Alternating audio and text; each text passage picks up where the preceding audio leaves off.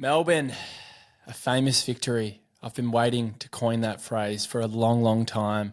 And here we are on the Monday Review Show, myself, Adrian Horton, and Benny Lee on the official, unofficial podcast of the Melbourne Demons, the DeeBrief. Benny, famous victory. That's the best win I think we've had in 2 years. Thoughts? I mean, I think it's the best win we've had since we beat them by a point when Melksham went ballistic. And similar this time, old Jake, he just loves playing the Lions. Just loves it. I mean, we're 4-1 out of our last 5. That is a dream from where we were. I think we may have talked about if we could get 4-1 out of the next 5 back then, that season's a bit more on track. I'd go so far as to say that it is. I mean, we've had the loss to Hawthorn, admirable. Got beaten by a better side in the last quarter. Had some chances. Beat Freo, who I rate Freo, even though they're not doing that well this year, but I rate them. And we beat Brisbane, and I think they're the best team in it. So I'm pretty happy. I am pretty happy. Yeah, and we deserve to be happy because that was a sustained effort. 4 quarters, we just kept fronting up, grinding and just hanging in there. And then the floodgates opened up in the last quarter. We kicked 4-8, Benny. Conceivably, I think you said it in the thread, it could have been 10-2 or 9-3 or something akin to that. And then suddenly we're talking about a 30, 40, 50-point win. And it just wouldn't have flattered us at all. It would not have flattered us. And that's probably the thing that I tip my hat to Melbourne on the most, is just the fact that we completely overpowered the Lions. And I think I was probably the same as most Melbourne supporters at 3/4 time. So worried about the fact that we probably weren't close enough, a 14-point margin at 3/4 time, because of course our last quarter fade-outs have been well documented. They've been spoken about in the media at will. So to put that on show in the final quarter, and I know Goody was hamming it up, and fair play, he should be. For me, that was just the most impressive part, to overpower the Lions at the Gabba in that fashion. Wowee. And we've got something to work with for the rest of the season now. Yeah, and I think the pleasing thing about it is that it was a grind, like a sustained effort. It wasn't just like a quarter of flicking it. I think that last quarter when we really turn the screws was just a result of the continued pressure throughout the game. Like there were periods where they transitioned the ball way too easily.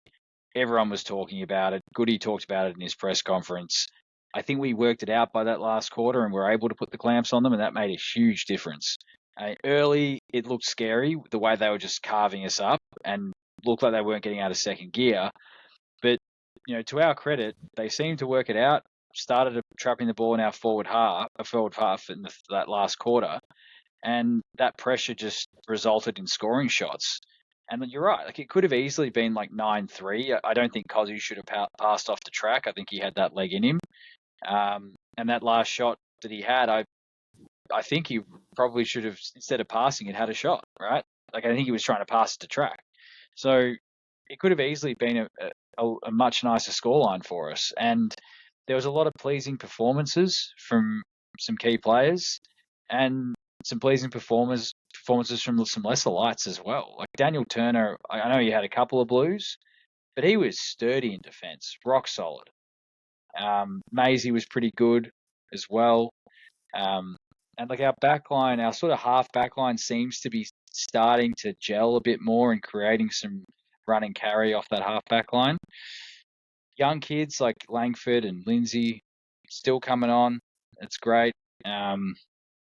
Even our forward line looked okay. And Fritsch was, when he came on, he had an impact. Yeah. Maybe he's the sub. Like he actually chased and tackled and got involved in the play. It was beautiful to see. It was beautiful. There are so many individual performances that we need to speak about. I might take you back to the bloke that you mentioned off the top. And isn't this funny, Benny? We're now talking about a side that have won 4 of their past 5, as you said. And the last podcast we did was after the Essendon game. And we were 0-5 and we were staring down the barrel and we were talking about change at the helm with the senior coach, change with the administration, all sorts of change, really. But what's changed is Melbourne's style of play. The method has got infinitely better. The forward handball game is certainly working out of the back half and in the midfield as well. And we're taking that corridor option with that forward handball. And I love it. It's so fun to watch it. And at the end of the day, it's the modern game and we needed to adapt. And we've spoken about that for 3 or 4 years on this show. But Jake Melksham's the one that has to be given his flowers, because I had a chat to Chase just over text, who does some content for the YouTube channel and helps out with all the wonderful graphics that you see on the Instagram. And he said, Jake Melksham, so unlucky that his down year happened in 2021 and he missed out on the grand final. Jake Melksham is also incredibly unlucky not to have been a part of the 2023 final series as well. He goes down in that last round against Sydney. And a lot of people speak about the potential impact that he could have had against Collingwood in that qualifying final. We don't have the crystal ball. We don't know if we would have won if he was in the side, or even if Angus Brayshaw didn't get knocked out by the thug. We don't know. It's an assumption, but it's a good assumption. And the point I'm making here, Benny, is really unlucky in 21, super, super unlucky at the end of 23. And I just feel like Jake is playing with a point to prove and a chip on his shoulder about the fact that there have been some missed opportunities during his Melbourne career. We know he had the brilliant year in 2018 and he was awesome in those 2 finals against Geelong and particularly Hawthorn. But it feels like a guy that is eking out every single little bit that's remaining in his career. And to put a performance in like yesterday on the premier defender in the comp, to make him completely ineffectual, to have 11 disposals, kick 4 goals, and 2 of those other 11 disposals be goal assists. Like, it's fucking crazy. And he gave up 16 centimetres on Harris Andrews as well, just while we're at it. So I couldn't have been happier with him. I love the fire in his belly. I love angry Melk yesterday. That was a new Melk. I don't care that he threw the ball away because he made up for it. And he really set the tone at the start of the day when Cade Chandler kicked that lovely left footer into him at the top of the goal square. And he just sat there on the shoulders of Harris Andrews. And Jake Melksham is winding back the clock and finding his best form like he did in 2018. And Jake Melksham is absolutely pivotal to what we're doing at the moment. I don't think there is a better teacher in that forward line for some of these youngsters coming through. And hopefully Jacob Van Rooyen and Matt Jefferson and these types of guys can continue to learn from him and become rusted on players that have an impact at AFL level. But I could sit here and wax lyrical about Jake's response in 23 and how he came back from injury last year as well, Benny, and what he's putting up this year, because I'm enamoured with what he's been doing in the last couple of years for this footy club, given all of the different hurdles that he's faced. He's one of those players, every time you write him off, he comes back and shows how valuable he can be. I agree with what you were saying about him. He continues to be an super important cog in our forward line. It means we don't have to continue to play players, like Bailey Fritsch that aren't doing the team things all the time. And you can have players like Melk. I thought like those tackles he did on Harris Andrews in that first quarter also set the tone. It wasn't just kicking the goal. He put physical pressure on him. He made him accountable. You're right. He negated him. And he's done that multiple times as well, not just to Andrews, but to other players. He's very, very skilled at playing that role. I would say he's probably one of the best intercept negators going around at the moment. He's excellent at that job. I think, look, I will say, though, not to be like a bit of a bit of a grinch, but yes, we have won 4 out of the last 5, but I think that doesn't necessarily mean, and the players are playing better, the game plan looks a little bit better, a lot better, sorry, I should say, a lot better. We're trying something different. These are all things we asked for. I still think when we had that podcast, at the time they hadn't appointed a CEO. They now have. Now he hasn't started yet, but I think that was an important thing to do. I still think there needs to be, and there probably will be more change in the off season around the coaching ranks in the footy department and all that, right? That still needs to happen. And there's also a long way to go in this season, and there's no guarantee this form line will keep up. If it does, yeah, that's excellent. But I still think there needs to be more support around Goodwin or whoever else is the head coach, depending on what way that goes, right? Frankly, we just underinvested in that area. And look, we still have this noise around our list. Like, there's still probably going to be some changes there in the off season, and I don't think supporters should be surprised by that, right? Just even if we have a good end to the year and our ledger is on the winning side, I still think there will be some list changes. We've been linked to Luke Jackson wanting to return back. There's still that constant chat about Kazay wanting a trade back to the West, and there's Clary as well, right? And there's all that stuff we're going to have to wade through. So I think change will happen inevitably. It's just going to. But it'll be interesting to see how the club sort of can galvanise around this win and use that as a springboard for our second half of the year. Because I really think that's how symbolic that win is, I do believe, right? Like, that was as good a win as we've had in, probably 2 years. And I think that fourth quarter was as good as we've played against a quality side in the last 2 years, given all the stuff that's happened this year. It was a lot of character, a lot of heart, a lot of grit. Mm. And then, Max was, again, just a colossus late in the game. I don't know how he keeps doing it.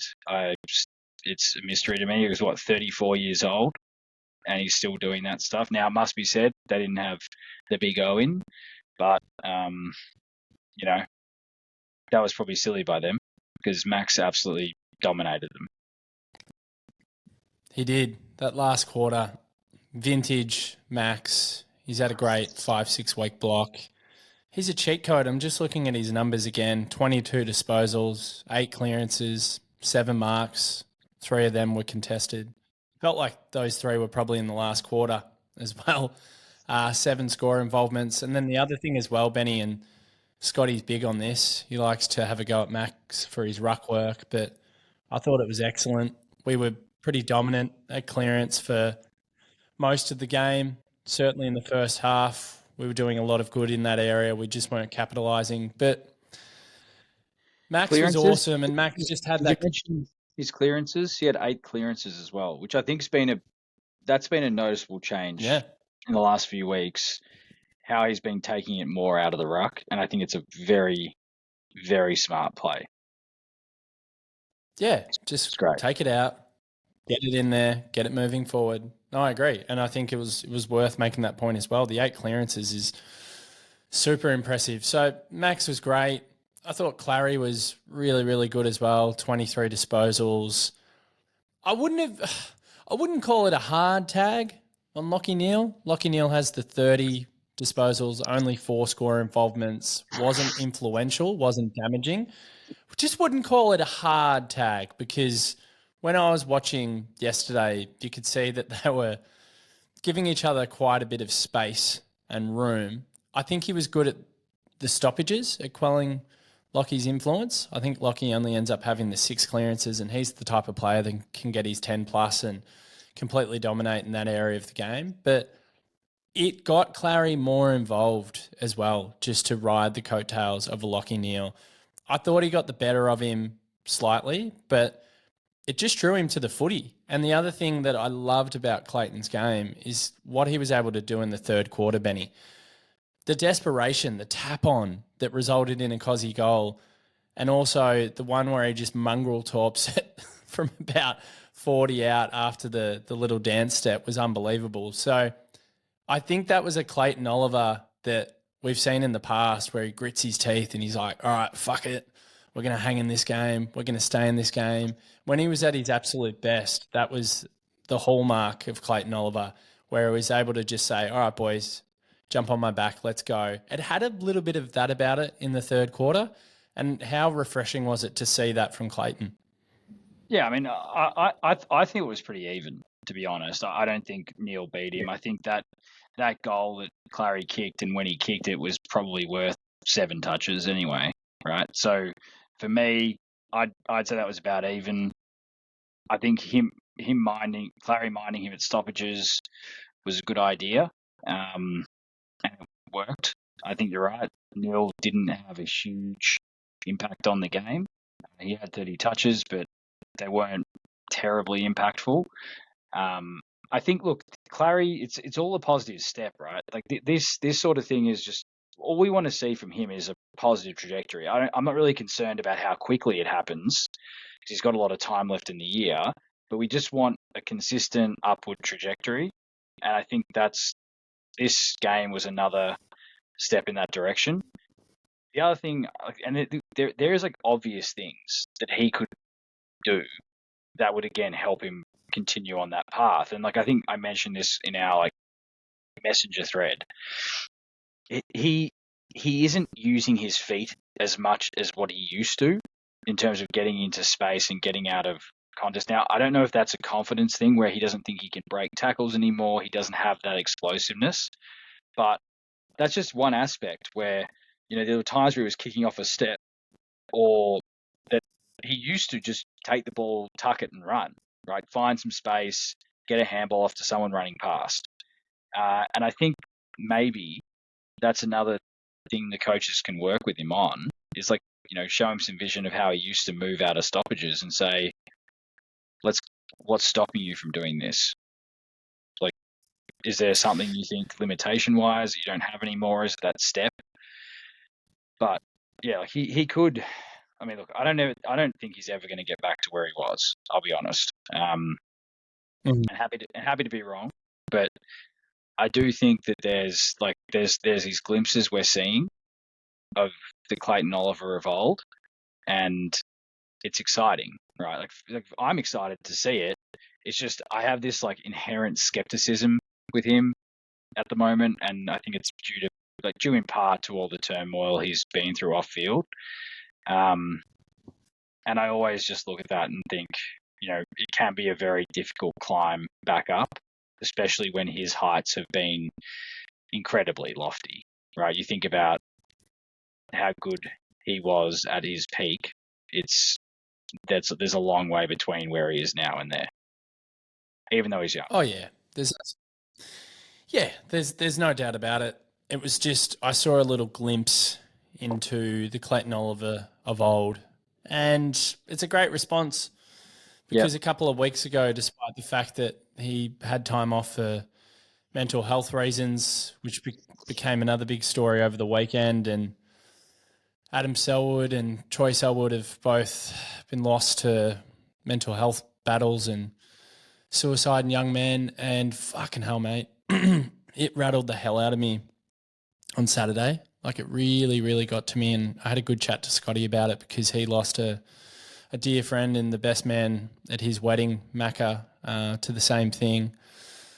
So yeah, Clary had to go through that, and just thinking of the Selwood family right now as I do this, and I know this is a small show in the grand scheme of things, but I just can't imagine what they're going through. And I thought Craig McRae was incredible on the weekend in his press conferences and what he said after the game to the media. It's a big problem. I think we're going to do some content around that, some standalone content. I think we should. So I just wanted to get that out there as well. But just on Clary coming back from having some time off, and the media just, they just decided to get their pitchforks out. Not going to name names, not going to give those journalists the kudos or, the credit for attributing airtime. The airtime for giving themselves, I don't know. I don't know why the fuck they do it, actually. I don't really understand it. It doesn't make any sense to me. But I think Clary's response has been great. People are calling him the $1 million tagger last week. What a disgrace. Well, the $1 million tagger yesterday had a big influence on proceedings, and I think the $1 million tagger actually kept us in the contest in that third quarter. And to segue, Benny, another player that I thought rose to the occasion and is the absolute future of this football club, along with a few other players that we'll speak about shortly. But Xavier Lindsay, in that third term, announced, he was like, I'm a serious footballer. I'm a smooth mover. I'm a player that's got an exquisite left peg. I'm poised. I'm composed. I can get involved in the dirty stuff. His chase down tackle on Eric Hipwood was amazing, potentially goal saving at a critical time in the match. Fucking hell. What have we got on our hands in him? Like, we've been waxing lyrical about Harvey Langford. You and I were waxing lyrical about Caleb Windsor last year. He was a shining light. Jake Bowey has been enormous this year and he's still so young. But just on Xavier Lindsay, we found another one, Benny, and that's what just gives you so much belief that this core young group coming through, if we can complement them with the right players moving forward and some of these older guys can hang on for a couple of more years and play some good footy, the bounce back might be sooner than we anticipate. And Xavier Lindsay, I think he sums it up for me, and that's where a lot of my belief and confidence comes from, players like him. Yeah. Oh, look, he was great in that third quarter. He had a bit of a shaky first half, but I think overall he's going to be one of those. He's young, right? So he's not going to be consistent every week, and certainly within games he'll drop off. So you got to take that. But he's certainly showing a shit ton of promise, and I've been like a broken record on this. Like, we need more good or above average kicks in our team, and he is certainly that. We just need more of them. And you can see the less terrible kicks we have in our team, not naming names, we look better. We do. Mm-hmm. Like, the less poor ball users we have in that team, the better we look. Because like, even still, like during that game, we had some just inexplicable brain fades and shocking skill execution, right? Like, just like not even at like, amateur level. And it still plagues us. Like, there were times where I was just like, we're going to lose this game. They're not going to win it. Like, it kind of felt like that. They were just waiting for us to make a mistake, then just swanning down the other end with the ball and kicking a goal. Easy as you like. Now, we cleaned that up in the last quarter and didn't do it as much, and we're applying a lot more pressure and making better decisions. And I think, for me, that is a pleasing thing, is like within the game, they're able to break a little bit of a trend and make a change, because we've been asking for that. Like, so many, you think about the number of times we've been sitting there and being like, come on, Melbourne, like, have a different plan. Have a different plan. Like, don't do the same thing over and over again and expect a different result. And they changed, to their credit. So I feel like you've got to be optimistic about that, right? Like, that is, like, I feel like I'm all over the place with where I'm thinking, but there are so many positives. But then at the same token, I'm always like, yeah, but I remember the first 5 games of this year and they were so bad. It's like, it's almost hard. It's like scar tissue. It's hard for it to heal. There was, compared to where I was expecting our season to be, like, I did not have losing to North Melbourne by 10 goals on my bingo card this year. I did not.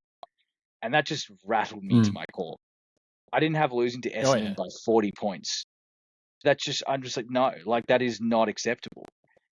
So I think for me, these last 5 weeks have been really pleasing, but I don't think I've almost allowed myself to enjoy them as much as I should be, because I'm just scared like the next 5 weeks are going to be terrible. Like, I don't know. You know what you sound like, Benny? Do you know what you sound like? No. You sound like a Melbourne supporter. Yeah, probably. I mean, look, that's all you sound like. I'm happy, but I'm scared. I don't know. Happy but scared. Happy but scared. You see that, Benny? I can understand that. Because there's hope now. I'm not scared. There's hope. Well, that's the thing. There's hope, but I'm not scared. I was very downtrodden in those first 5 weeks. I was pretty emotional. I was calling for Melbourne to tear it apart, and this is the reason why I do a podcast, and I should be nowhere near the football club making any strategic decisions, because maybe emotion can get the better of me and various others on this show, and maybe 95% of our supporter base, because we were very upset with what transpired in those first 5 weeks, and we had every right to be. So we were calling out for change. We know that the calibre of opposition that we've beaten in this run of 4 wins out of our last 5, some of the teams have played, like Richmond and West Coast. Fremantle, who maybe aren't as good as we think they are. However, Fremantle go and do a number. They've been a bogey team. They've been a bogey team for us for a while. They have. That's a good point as well. And the thing is, I thought they were just going to run rings around us like they did in the NT in that game, us coming off 5 consecutive losses. And they didn't. So that was nice. And it was a big win. And we did play some really good footy. So we have to give our side credit. But the thing that I definitely had on my bingo card, Benny, was losing to Geelong down at the Cattery. I'd just gone, yep, cross that one out. That's a loss. No, there was no world for me where I thought we were going to go to the Gabba and we were going to beat the reigning premiers yesterday. I just didn't have that feeling. Shout out to Scotty. He actually did. He's been parading it around like he's... Of course he has. The footy. Oh, look at he's sending this screenshot that he sent me on the DeeBrief Instagram account where he goes, I think we're going to win today. I got a funny feeling. And he's just parading it around, putting it in our family WhatsApp, telling everyone about it. So well done, Scotty. You got one game right. Did he say why, Brisbane... though? That's the thing. Did he say why? No, he just had a hunch. Just had a feeling. But yeah, just a feeling, yeah. I just did, yes. Look, I did say after Hawthorn, and I was pretty big on this, that Melbourne would take scalps. I just didn't expect the scalp to be yesterday. And the manner in which we did it, rolling over the top of them, overpowering them in a fourth quarter, given all the evidence, everything that we've seen that's come before that, and all the fourth quarter fade-outs, again, didn't expect it. So you're scared, Benny? I don't know. I'm not scared. Let's just embrace it now. We've got Sydney into St Kilda, 2 winnable games, and then we've got Collingwood on King's birthday. We are their bunnies. They like to do whatever they please with us. But the little bit of hope that I'm going to tap into, and this is me getting a little bit anxious and scared and kind of picking up what you're putting down, is, God, I'd just love to be 6-6 before King's birthday. I'd love to be 6-6 because then suddenly it just sets it up for a fascinating encounter. We could be playing against the Pies for a spot in the 8. They could be playing for top 2 hopes. I just want that world. So Melbourne, do the business in the next couple of weeks. And I guess this is the anxiety that you're speaking about, that suddenly you get hooked back in. You're like, oh, fuck, I'd be desperate to get to that juncture of the season and know that we're playing a big, big game on the big stage against a very good side with a bit to play for. That would be really cool. So please, Melbourne, can you do that? Yeah, that's exactly what I mean, right? Because before, hope was lost, and now there is maybe a fool's hope, but there is some, right? Like I look at it and I'm like, look, I looked at our draw for the rest of the year. I feel like we would win enough games from here to make finals potentially if things go our way. Right? What are you doing to me? I'm just saying. That's what I mean. This is what I mean. I'm like on one hand, I'm like optimistic because I'm like, finally something has changed and we're playing the players we should be playing in the right positions. And we've got Jake the Snake Lever to come back in, which is tasty, very tasty. Jack Viney? Yeah, we have Jack too. Yep, Jack's there. He is there. Midfield's going well, though, I would say. Maybe to think about Benny. That. What do you do? Jack Viney's coming in, mate. Jack Viney's coming in. Is this a taboo? Is this a taboo topic? I'm just going to throw it out there. Is our midfield better? Do we look better going inside 50 from the midfield without Jack? I love Jack. I love him. It's just a genuine question. This is taboo.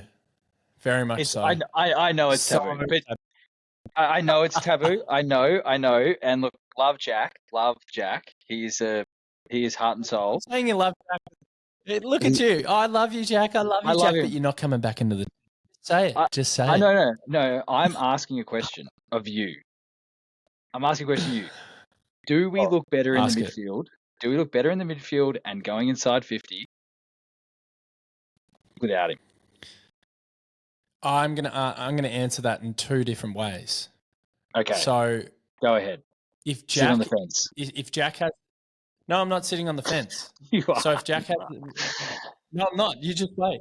if Jack has the responsibility of being the final kick going inside 50, we are not a better side. However, Christian Petracca has been culpable in that area as well. The stats, I agree. Not great. Agree. Respect. Yeah. So if Jack is the one executing final kick going inside, no, we are not a better side.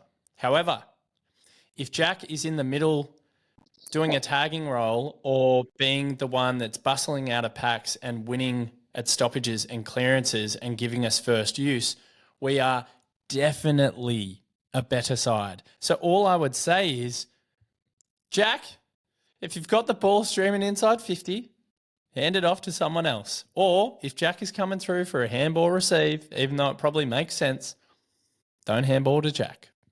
But Jack Viney, for me, absolutely we are better off with him in our side.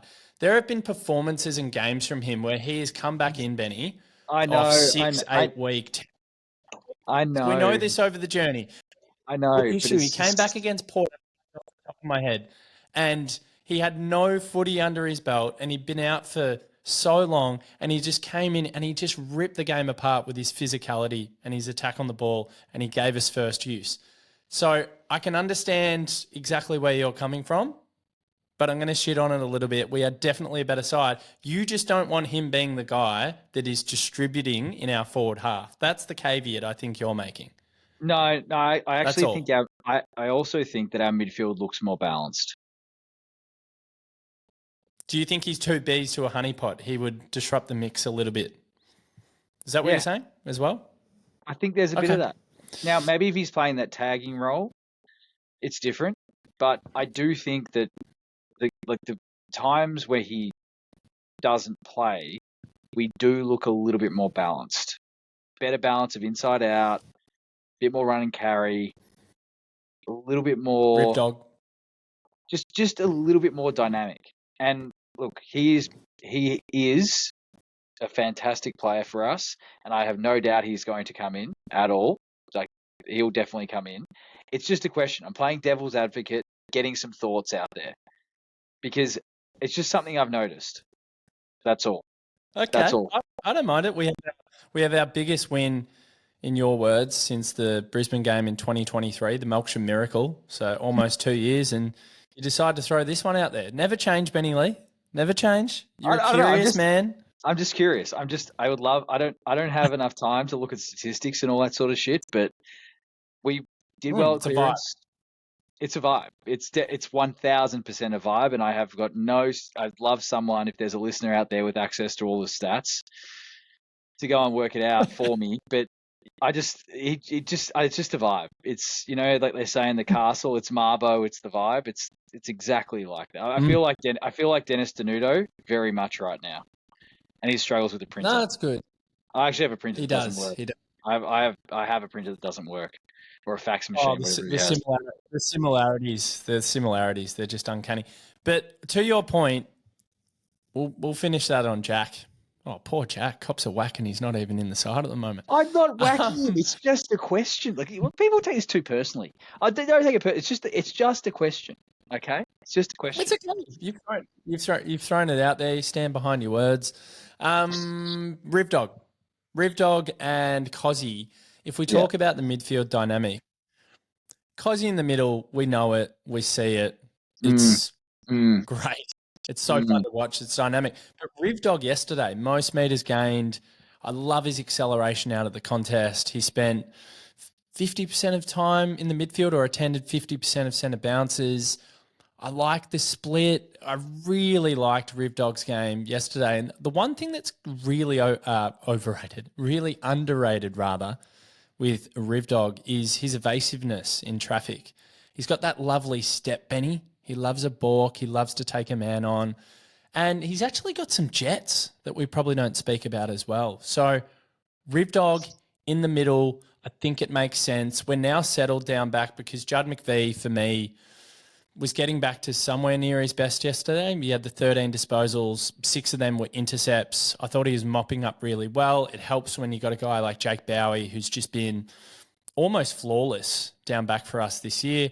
And then, of course, even though Caleb Windsor had a bit of a down day yesterday with only the 6 touches, now we've got that ability to free up Rivdog and get him back through the middle. And I think it's starting to bear some fruits for us. It feels like we're seeing the Trent Rivers at the back half of last year when he went in there for Christian Petracca, of course, who was injured. So I'm really enjoying what Trent's doing in there. And I think it's probably throwing off a few of the opposition midfields as well, because at the end of the day, Benny, he hasn't spent a lot of time in there. So trying to negate someone who is almost like a new player in that mix and not a defender would be a little bit rattling, I would have thought, because he's a big boy and he loves bursting out of packs. And it was great to see yesterday.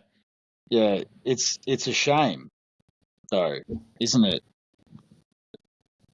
Because he won't be spending that much time in there next week. Oh, fuck it, hell! I was like, where are you going with this? No, Look, you were the one. You said it's so good seeing Rivdog and Kazay in the midfield with all that time in there, so much impact, so dynamic, the explosiveness. Adrian, I've got one for you. I know what you're saying. This is what I don't mean to be a smart ass, but I'm being a smart ass. Like all this stuff you just talked about, my concern is that goes away and love Jack, but when Jack comes back, he can only play in the midfield, right? Split minutes, high half forward, split minutes, and Rivdog can go to half back in rotations, and we can see Jack at high half forward while Rivdog's in there. He would be a great pressure forward. Jack can't be high half forward. No, he has to be deep because he can't be kicking the ball in. He needs to be deep. Fucking hell. Benny. Deep forward. I reckon he'd be good as a deep forward. You know what? He's crafty. He is a remarkably good shot at goal.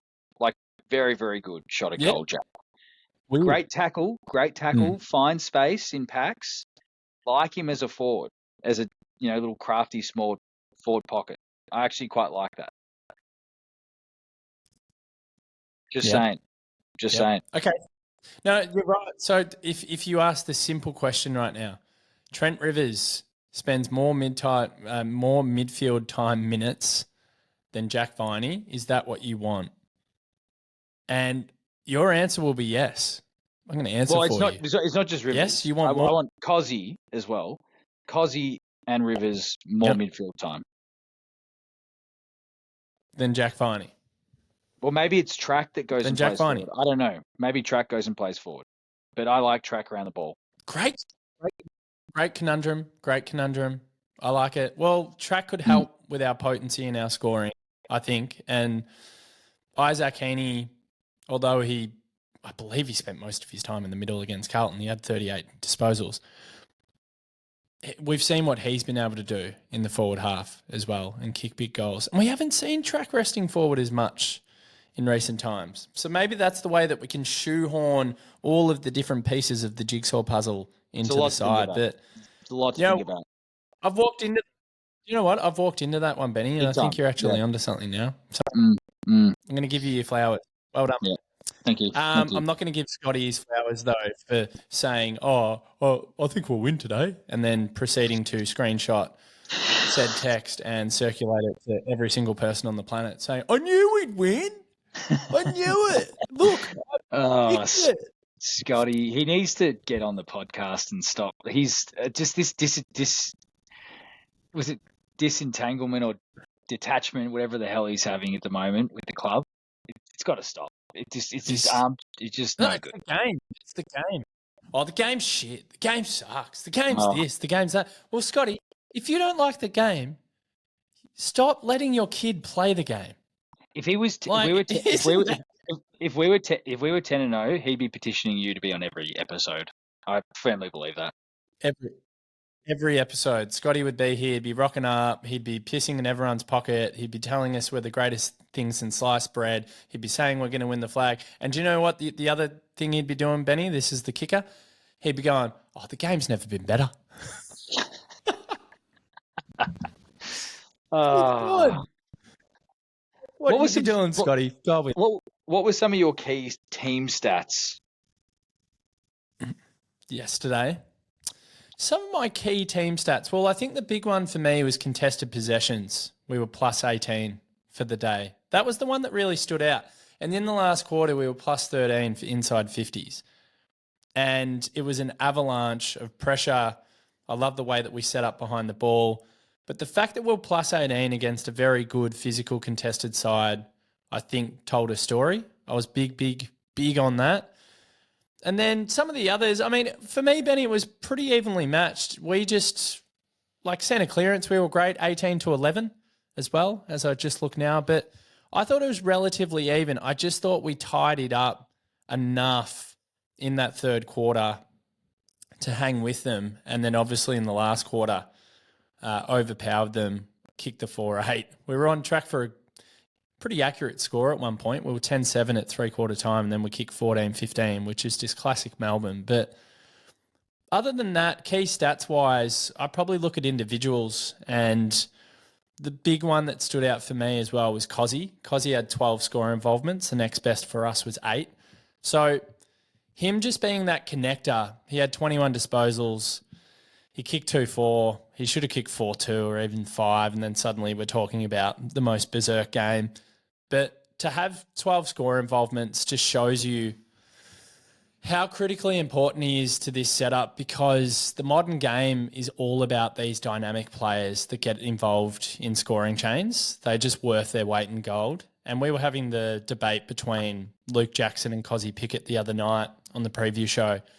And it's really, really tough having that debate. I feel like we're clutching at straws, just trying to separate the two of them. But I went with Kazay ever so slightly because of pretty much that stat and just how involved he is. Yes, amazing from clearance, and you can see how good he is at rolling through the midfield now. But players that can get on the end of scoring chains or set goals up and kick goals, it's what it's all about.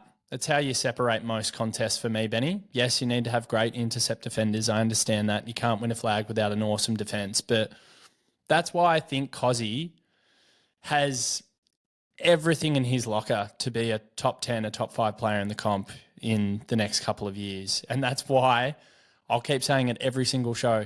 We have to move heaven and earth to try and retain this man at the football club for as long as possible, at least getting the best years out of him and give us an opportunity of winning another flag. And I don't think our flag window opens next year. It might open the year after, but if it's more a 2028 thing onwards, I just hope that we've got him at least until, let's say, 2030. And I could be clutching at straws thinking that's a reality, but this man could be the main man. And he's getting close to becoming the main man of our side as well. I think Max Gawn's put his hand up in recent weeks and gone, yeah, fuck off, Cos, it's still me. But I think we've got to do everything we can, Benny, to retain him. We just have to, because his impact yesterday was psycho. Look, I think he's worth $1 million a year. More? It's a lot. Yeah. It's a big number. Okay. Maybe so. I kept going up. So a couple of things that jumped out at me were tackles inside 50 for them. They only had 4 for the game. Yep. They've been averaging like double digits, so I think 12. Good reflects our intercept, reflects our ability to get the ball out of their 50 quickly and not let them lock us down in there. And I think that played a huge role in us winning the game. We also had 9, which is good. A couple of others that I quite liked were, if I get to it, contested marks, 11. It's a good number. It's above our average for the year. And also we had 16 marks inside 50, which is, again, we averaged 9 for the year, maybe. So 16 marks inside 50 is this whole thing, like hitting up people on leads rather than just bombing it away. I think the higher that number gets, the better we are. And I think for most teams that would be true, right? So I think these are things I've been watching in recent weeks. I think, look, turnovers, we did a good job. Even though it looked like they were damaging on turnover, I think we actually did a really good job of not coughing the ball up a lot and knowing when to go and when to play a little bit slower. I think we did that pretty well.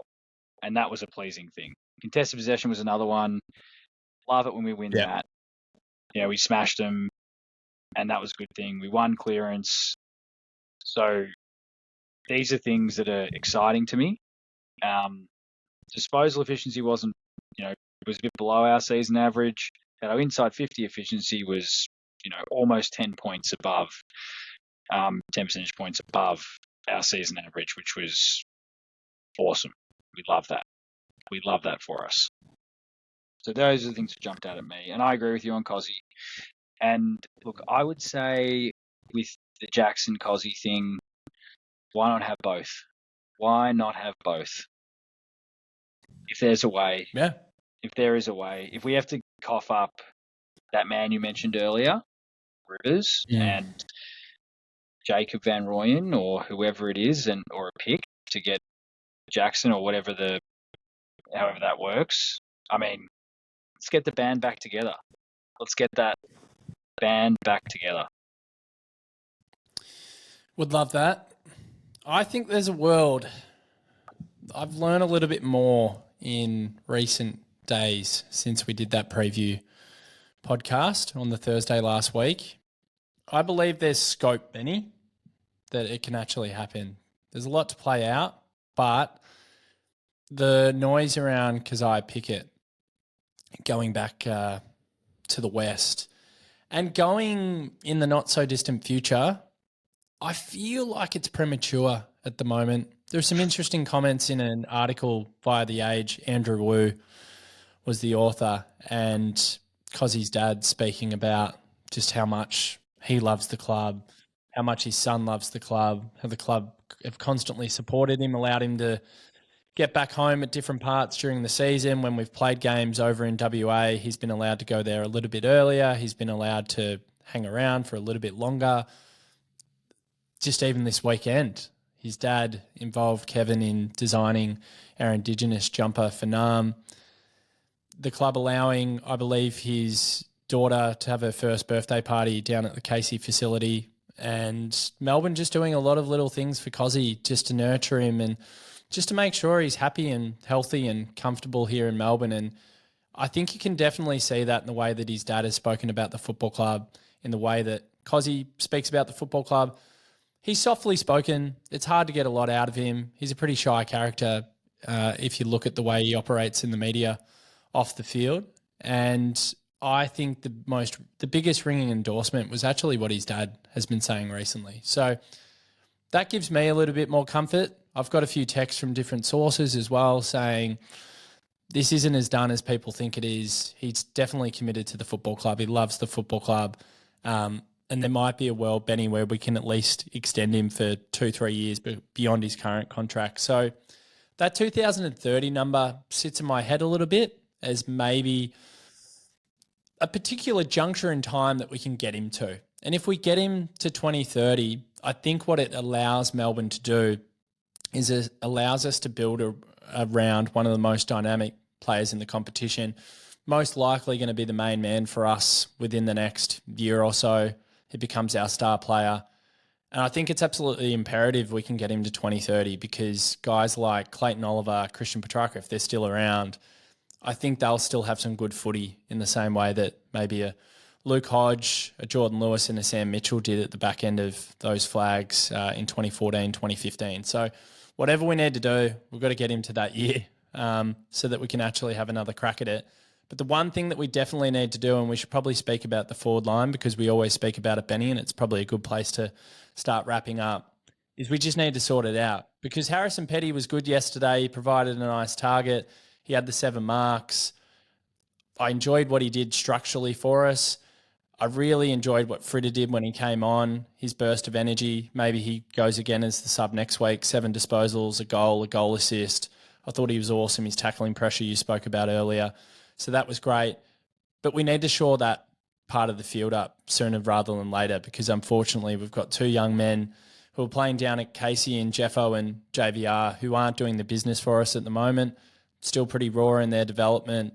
But it's the big question mark about this team because Melksham's not going to be around forever. And we hope he gets a contract next season, but that's probably going to be it. So that's the big conundrum and the big fix that Melbourne need to make. And I'm at a bit of a loss as to what we do in that space, because if Daniel Turner comes in there and becomes that second forward, we've still got to go out and recruit a guerrilla key forward for me. Yeah, I think that's fair. And look, I don't know who is out there to get, right? Like, there's not a lot of people who fit the bill. Like the kid that was playing for Logan Morris for Brisbane, who we were rumoured to be going after, but he re-signed with Brisbane. He looked good.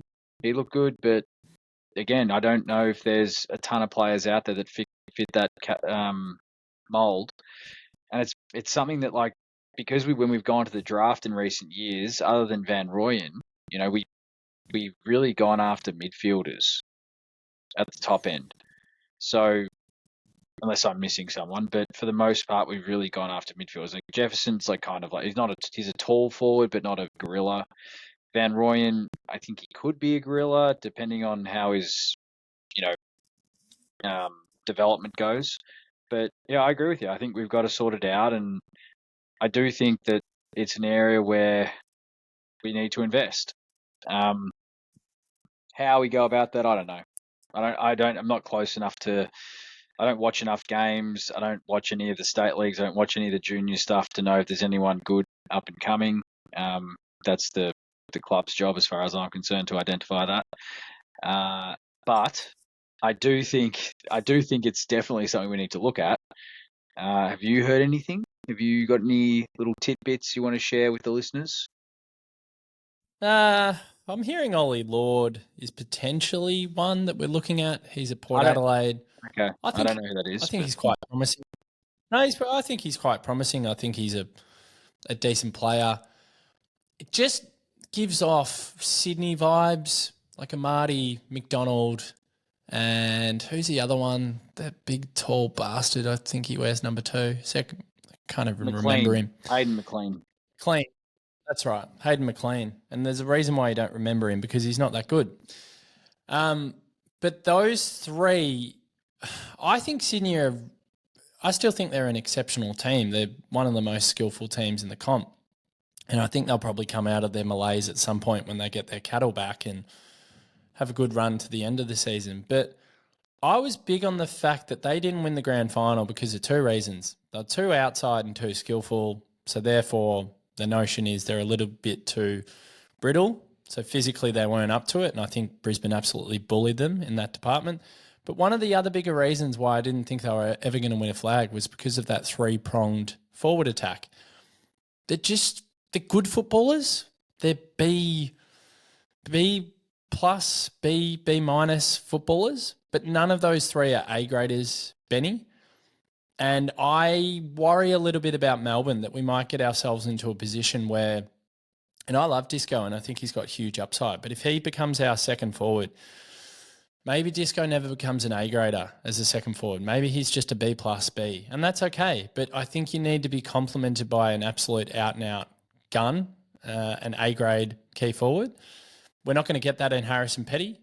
We're not going to get that in Aiden Johnson. Loved his celebration, by the way. I thought it was tremendous yesterday when he kicked that goal off the ground. It was good to see the boys getting around him, but we know what he is and he knows what he is. He's a toiler.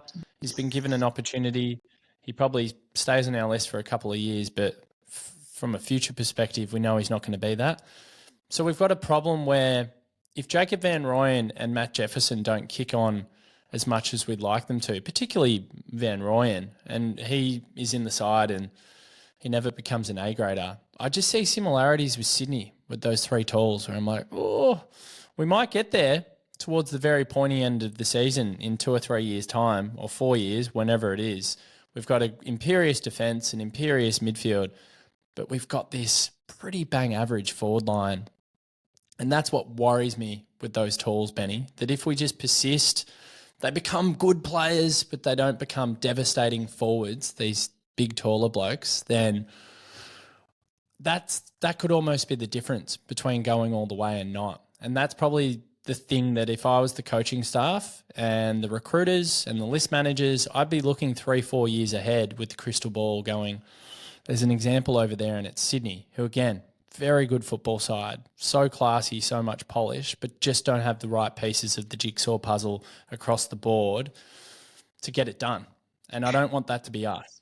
Yeah, look, what I'll say is this. I think, like, Collingwood did teach us, though, that you don't necessarily need to have a superstar full forward. You don't. I don't believe you do. I think if you've got players who know how to play forward, that can make a contest, know where to lead, know how to create space, as long as you have good ball users, you can get by True. with that, right? True. Why it's so important for us is because we don't have great ball users, and our best pure forward is 34 or 35 years old. I don't know how old Jake Melksham is, but I think he's that old. Like, he's 33. probably the smartest forward we have. Now, Fritter, Yeah. you could probably take Fritter and pick Cozzy, but I see Cozzy more as a midfielder now, to be honest, because I think that move happened 2 years too late. Like, it should have happened 2 years ago, in my view. But yeah, I think for us, that's why it's important. Now, if we can work out a way to use the ball better and get more players in there that do use the ball better and have better method going inside 50, as Goody talks about, and connection, then maybe you can make it work with a three-pronged attack of Turner, Petty, and Van Rooyen. Now, I think the way it shakes out, though, in all honesty, is that in 3 years' time, Turner and Petty will probably be back in the back line with Lever, because I think T-Mac doesn't have a ton of time left. He's playing really well at the moment. May is getting on the back end of his career. So when you take them out and if you're talking about a crystal ball 3 years down the line, that's going to be a gaping hole, right? So if they don't think those players are going to come on, they better find a solution pretty quickly. It's a good point. It's a good point. We're going to leave it on that. And as I wrap Benny, two players, and I didn't want to get into some of the negatives or some of the players who had down days, and there weren't many of them. Wasn't going to do that today, but I thought Sparrow was all right, Salem was all right, Chandler was all right, Tommy Mack was all right. May had a really dodgy first half, but then he improved significantly in the second half. There's some really good contributors. There weren't a lot of passengers on the day, but the two players I just quickly wanted to speak about as we wrap up. Christian Petracca has been going really well. We've been harsh on him. I think a lot of people have been harsh on him because he's got such high standards. We forget about the injury sometimes. It was horrific, and I think yesterday he was really good. He had 31, 9 clearances, 2 goal assists, 8 score involvements. Yes, at times the kick going inside 50 left a little bit to be desired, but I thought he was one of those players in the second half as well that was like, come with me, let's go, we're going to win this bad boy, and we did. But the one I wanted to single out as we wrap was Ed Langdon. I thought Ed Langdon was awesome. I just have not seen enough people speaking about him on the socials, on various forums this morning, even on some of the mainstream media outlets, because when we win, I actually listen to them or watch them. That's probably like a lot of people. But Ed Langdon was huge yesterday, 25 disposals. He was our 4th best pressure player. He kicked a crucial goal at the end, was effectively the sealer. He had 2 goal assists. I thought he was great. That was an Ed Langdon that we saw for most of last year. I thought he was one of the shining lights, and that was an Ed Langdon from 2021 because, of course, 22 and 23 were kind of down years for him. So I was over the moon with his performance. I just think it deserved a mention because I just haven't seen a lot of people mentioning him enough, Benny. Yeah, I think that's fair. Look, I think he has developed into somewhat of a, I think, subconsciously a whipping boy for me. Him and probably Spargo, that when they make mistakes, I seem to notice them very acutely, but or experience them very acutely. Sorry. So yeah, I think he played well. He's been playing well this year. I'd still love him to clean up his disposal a little bit. There are just some kicks. I can't wrap my head around how a player at that level, can't execute a simple kick like that. But yeah, look, he's been playing well this year. He's playing his role. Spargo's an interesting one. I don't know what. Like, I get that the view is he is a good kick inside 50. And I think when he's got time and space, that is true. Often he doesn't find himself in time and space. So look, it's a tough one because we've got Bailey Fritsch played pretty well. You've got Jack Viney coming back in. There's probably some changes that need to be made. So we'll see. Yes, there are. There'll be changes for sure. I think maybe Sharp and Spargo go out for Lever and your favourite, Jack Viney. Benny, it's been good. I love Jack. I love him. I love Jack. I know. That's why I said he's. I love Jack. He's your favourite. Why are you saying it like that? I love Jack. It's just I'm just asking questions. I'm just asking questions, and you even walked into my very carefully laid trap. Yeah, he did well. He did really well. It was sneaky. It was sneaky.